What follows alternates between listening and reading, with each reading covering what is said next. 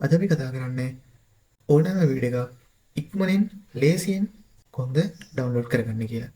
මේකට අපි පාවිච්චි කරන්නේ Chrome browser එක. මුලින්ම Chrome browser එක open කරගෙන අපි search කරගන්නවා video download help කියලා. එතකොට එන පළවෙනි link එකෙන් අපි කියපුවාම එතන අදාළ extension එක පෙන්වද්දී අපිට තියෙන්නේ extension එක ඇතුළට ගියාට පස්සේ අපිට තියෙනවා install Chrome කියලා බටන් එකක්. ඒක ක්ලික් කරාට පස්සේ අපි තව page එකකට යනවා. එතනින් අපිට පුළුවන් add to Chrome දෙන්න. add to Chrome දුන්නාම add extension කියලා පෙන්නනවා. එතකොට extension එක Chrome එකට download වෙනවා. download වුණාට පස්සේ අපිට තියෙන්නේ video එක තියෙන site එකට ගිහිල්ලා අපිට video එක download කරගන්න. ඒක අපි බලමු කොහොමද download කරගන්නේ කියලා. දැන් download වෙලා ඉවරයි.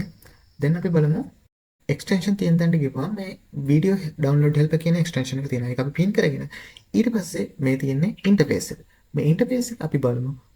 අපිට ඩවුන්ලෝඩ් කරන්න බැරි වීඩියෝ එකක් තියෙන සයිට් එකකට ගිහිල්ලා කොහොමද මේ වීඩියෝ එක ඩවුන්ලෝඩ් කරන්නේ කියලා. මම යනවා මගේ LMS එකට. LMS එකේ මට ඩවුන්ලෝඩ් කරන්න බැරි වීඩියෝස් වගේක් තිබ්බා. අපි දැන් මේ එක්ස්ටෙන්ෂන් එක හරහා මේ වීඩියෝස් ටික ඩවුන්ලෝඩ් කරමු.